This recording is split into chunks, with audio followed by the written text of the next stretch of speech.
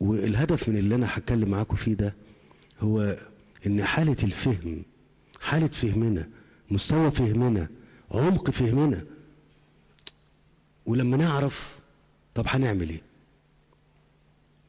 طب لو انا كل واحد هيدي ظهره ويمشي، او يقول طب انا هتجوز امتى، طب انا هعيش امتى، طب ما مين بقى مين اللي هيعمل للبلد دي؟ ظروفنا الاقتصادية بكل إخلاص وبكل فهم برضو أو فهم